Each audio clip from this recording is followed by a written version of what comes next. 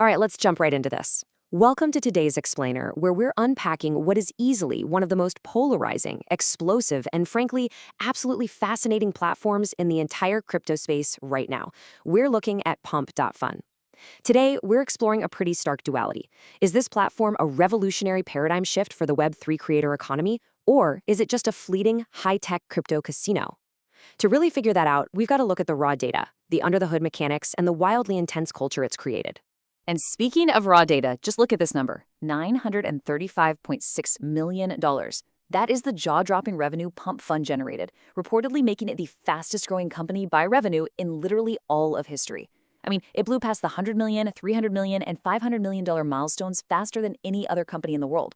At its peak, this platform was a top 3 revenue generator in all of crypto, occasionally out-earning entire massive networks like Ethereum. That is undeniable, historic financial success. It really proves just how much capital is out there actively hunting for the next big opportunity.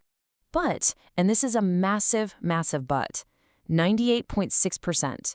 According to research by Solidus Labs, this is the percentage of tokens launched on Pump.fun that eventually just turn into scams or rug pulls. Let that sink in. That's 986 out of every 1,000 projects launched. So right out of the gate, we have this crazy contrast, right? Unprecedented revenue generation on one hand, and a devastatingly high failure and scam rate for its everyday users on the other. So how do you even reconcile those two numbers existing at the exact same time? Well, you have to look at what this platform actually is at its core. It's the Memecoin factory. It has become the undisputed epicenter of the modern meme coin craze, fundamentally changing the rules of who can actually create a cryptocurrency. Here's exactly how they pulled it off. Launched in January 2024 by a pseudonymous developer known as Lightspeed, Pump.fun totally democratized crypto creation. Before this came along, launching a token required deep technical knowledge and usually thousands of dollars just to provide initial liquidity. Pump.fun, they completely shattered that barrier. It enables instant token creation on the high-speed Solana and Blast blockchains. All you actually need is a name, a ticker symbol, and a JPEG. The cost? Roughly 0.02 SOL. That's about $2 or $3. They took a massive, intimidating technical process and turned it into a simple $2 transaction. Now, you might be wondering, okay, if it's really that cheap and easy, how on earth is it secure? Let's demystify the mechanics a bit and look at how it actually works under the hood.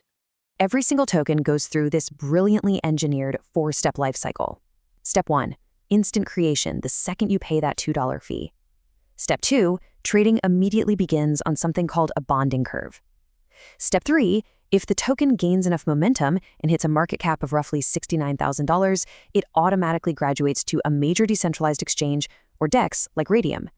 And step 4, and this is absolutely crucial, the platform automatically executes an irreversible burn of the liquidity provider or LP tokens. Basically, this locks the initial liquidity forever, physically preventing the developer from stealing those funds. It was built from the ground up specifically to solve that classic rug pull problem. So what exactly is a bonding curve? Basically, it's an automated market maker that algorithmically links a token's price to its supply. It's just pure math. When users buy the token, the smart contract mints new ones, and the price automatically moves up the curve. When they sell, tokens are burned and the price moves down. For anyone trading these assets, this is a huge deal because it guarantees there's always liquidity available for that very first trade. It gives you a predictable price mechanism during what is usually a super chaotic launch phase. All right, so up until now, we've just been talking about the thousands of user-created meme coins. But to capture all this immense value, the project launched its own official asset. Let's take a look at the Pump token economy. When we look at the distribution of the 1 trillion maximum token supply, a pretty stark picture emerges. We see 33% went to the initial koi offering and 24% to the community. But take a close look at the team and investor allocations, 20% and 13% respectively. Toss in some early ecosystem allocations, and this means roughly 55% of the entire supply is highly concentrated among founders and early participants. As analysts have pointed out, this level of centralization hangs over the token like a sword of Damocles. It presents a massive potential sell-off risk if enthusiasm ever starts to fade. And honestly, the post-ICO dynamics have been brutal.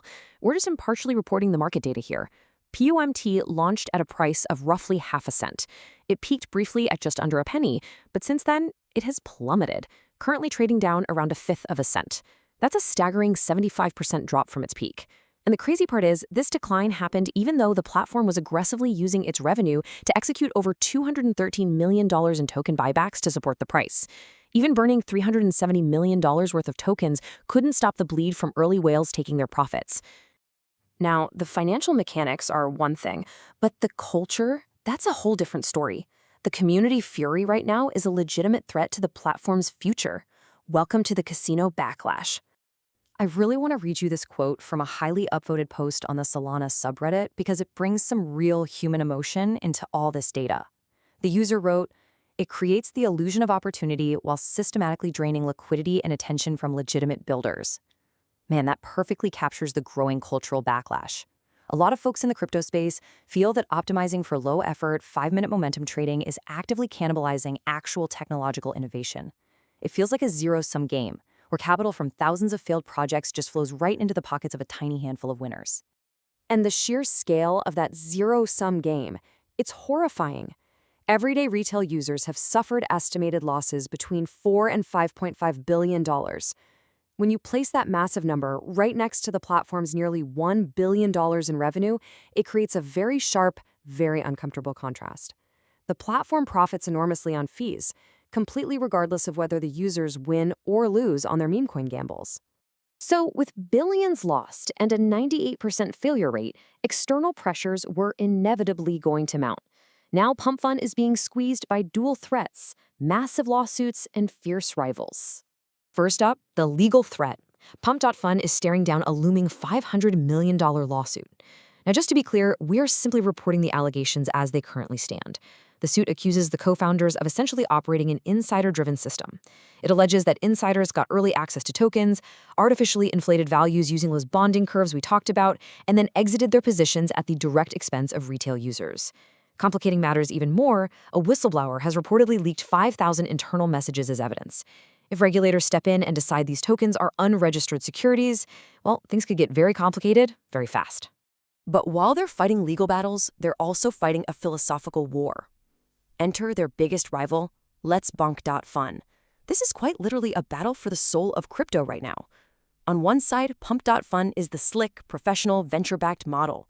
It's revenue-focused, where the fees fund a centralized corporate entity. On the other side, Pump.fun emerged organically from the established bonk community. It's ecosystem-focused, decentralized, and pledges to give its revenue back to the community instead of extracting it for VC investors. Pump saw an incredible $300 million in trading volume on its very first day, which proves this ideological battle is very real. So, with all of this internal token pressure, community backlash, the lawsuits, the new rivals, what happens next? Let's take a look at the road ahead. These are the looming catalysts you need to watch that will define the token's entire trajectory. In January 2026, the initial legal showdown for that $500 million lawsuit just happens to coincide with strict new DAC 8 crypto tax reporting rules rolling out in Europe. Then in Q1, the platform actually plans to restructure and cut fees to try and stop creators from jumping ship to rivals. But that unfortunately means less revenue to fund those token buybacks. But the real kicker? July 12, 2026. A massive 41% of the total token supply that is currently locked up will become tradable. That is a massive supply bomb from founders and early investors that could heavily impact the market. To survive all these hurdles, the team knows they have to evolve beyond just being a meme factory. They're actively trying to build an ecosystem of real creator economy utilities. They're supporting projects like Bagwork, which combines meme culture with real-world extreme entertainment and stunts. They're developing StreamerCoin to create a Web3 version of TikTok's tipping model, and projects like Kind aim to route revenue directly back to small streamers and charities. They are desperately trying to prove that they can be a legitimate, long-lasting platform for content creators, not just a playground for gamblers. And honestly, that brings us to the absolute core contradiction of this whole thing.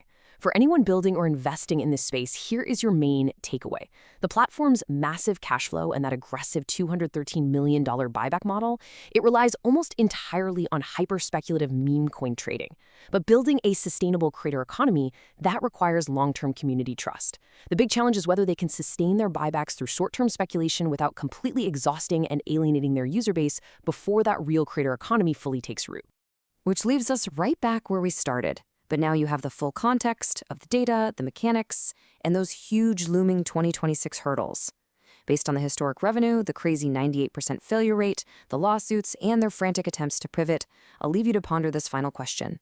Are we witnessing the messy, chaotic birth of the future Web3 creator economy? Or is it simply the most efficient, fleeting crypto casino ever built? Thank you so much for joining me on this explainer, and I'll see you in the next one.